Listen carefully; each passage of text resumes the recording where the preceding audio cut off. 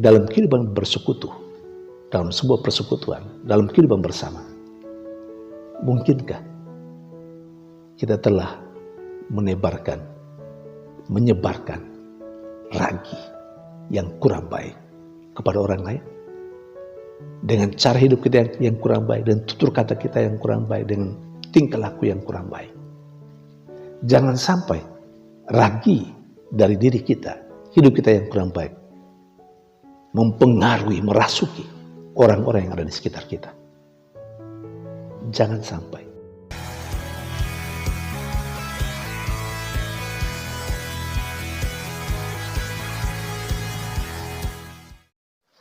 Berjumpa lagi dalam permenungan kita edisi Selasa 14 Februari 2023, Pekan Biasa ke-6.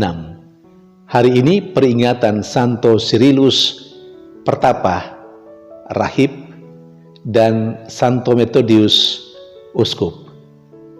Bacaan-bacaan liturgi hari ini, bacaan yang pertama dari kitab Kejadian, bab 6 ayat 5-8, bab 7 ayat 1-5 dan ayat 10, dan bacaan Injil dari Injil Markus bab 8 ayat 14-21.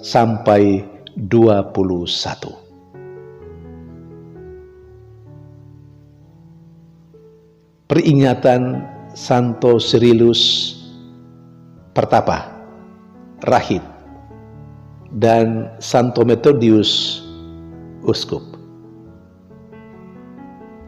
Dua orang kudus yang lahir di Tesalonika, Yunani. Keduanya melaksanakan karya misi secara khusus kepada bangsa-bangsa Slavia, Eropa Timur. Dalam karya misinya, mereka menyadari betapa pentingnya inkulturasi. Inkulturasi penting supaya umat bisa lebih memahami apa yang mereka wartakan.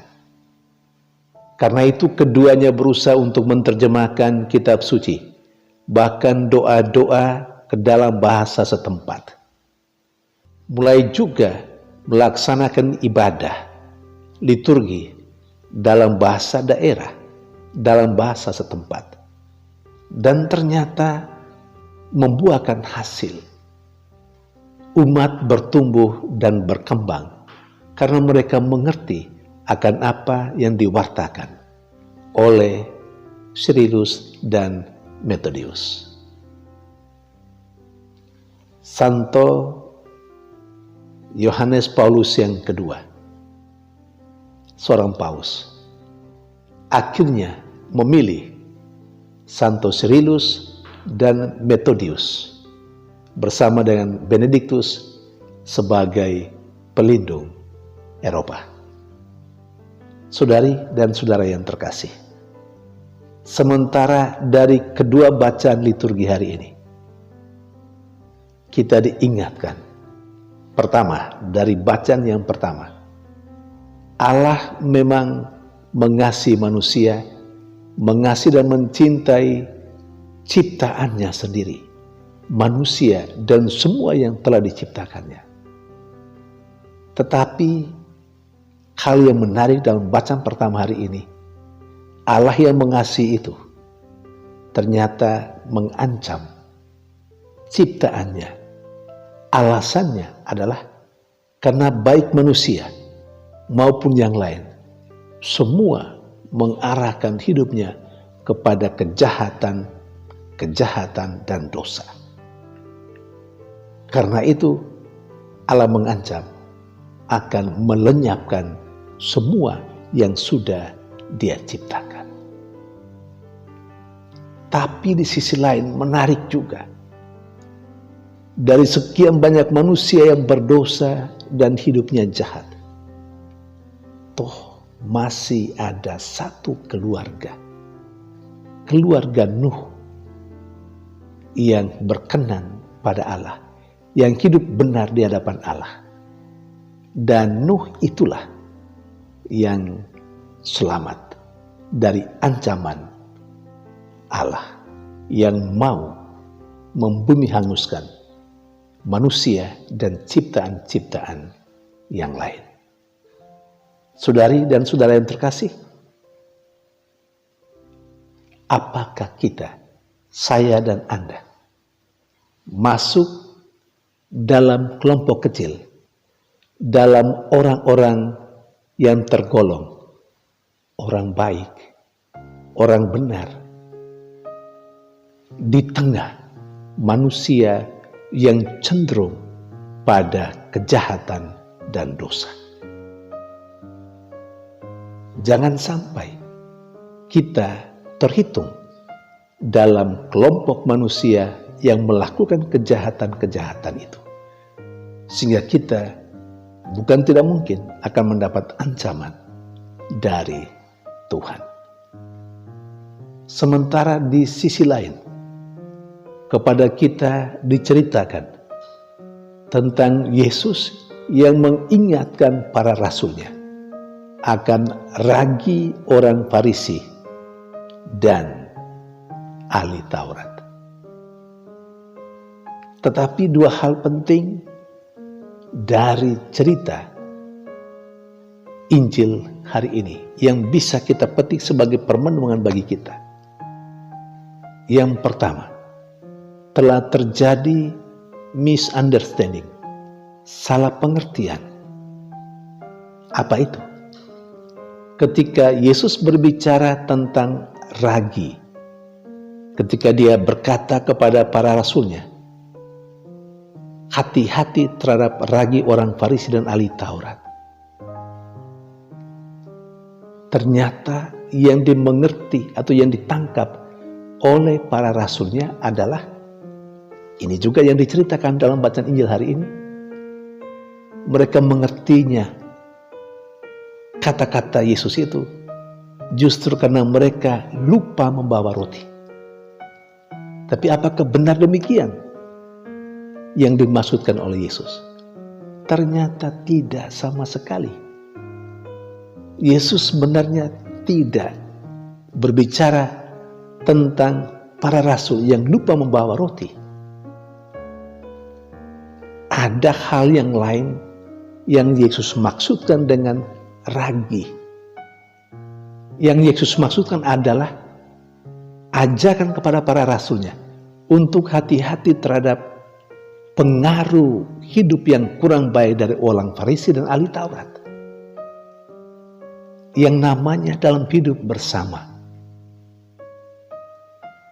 terjadi interaksi, akan terjadi saling mempengaruhi, baik untuk hal yang positif maupun untuk hal-hal yang negatif. Inilah yang ditegaskan oleh Yesus. Yesus berharap bahwa para rasulnya jangan sampai terpengaruh dengan cara hidup orang Farisi dan ahli Taurat. Itu yang Yesus maksudkan dengan ragi. Awaslah terhadap ragi orang Farisi dan ahli Taurat.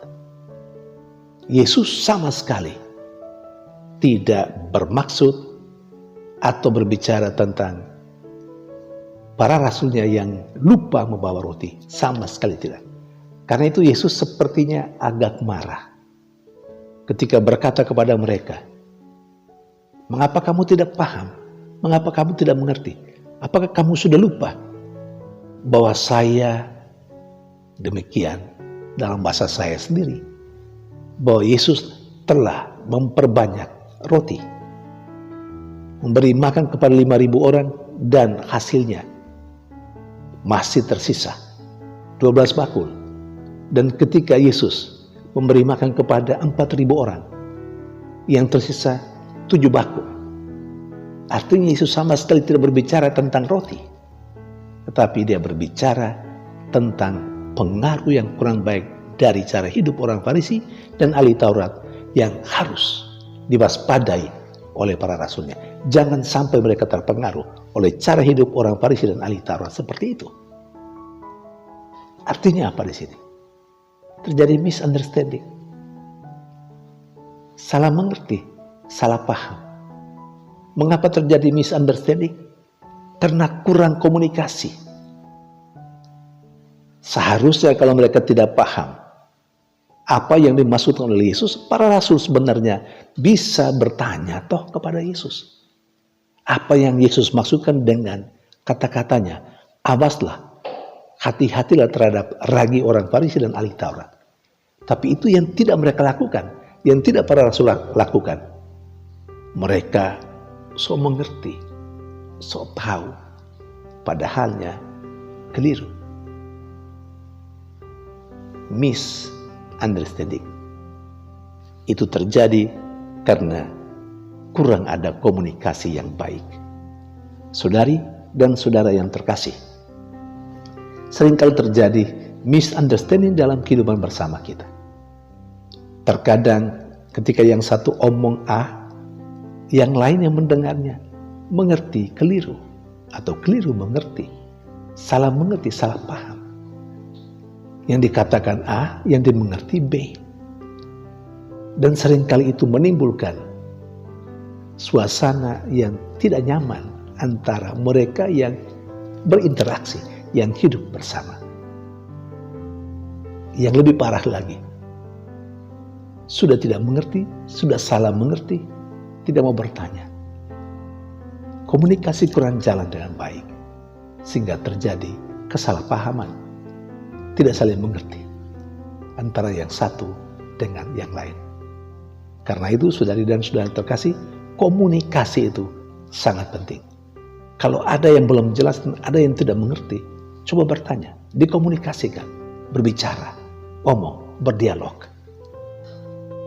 Baru setelah berdialog, pasti akan muncul pemahaman yang benar. Saudari dan saudara yang terkasih, poin yang kedua dari bacaan Injil yang patut kita renungkan dan garis bawahi untuk kehidupan kita. Yesus berbicara tentang ragi orang Farisi dan ahli Taurat untuk diperhatikan oleh para rasul supaya mereka tidak terpengaruh dengan cara hidup yang kurang baik. Dalam kehidupan berkomunitas, dalam kehidupan bersekutu, dalam sebuah persekutuan, dalam kehidupan bersama, mungkinkah kita telah menyebarkan ragi yang kurang baik kepada orang lain? Dengan cara hidup kita yang kurang baik, dan tutur kata kita yang kurang baik, dengan tingkah laku yang kurang baik. Jangan sampai ragi dari diri kita, hidup kita yang kurang baik, mempengaruhi, merasuki orang-orang yang ada di sekitar kita. Jangan sampai.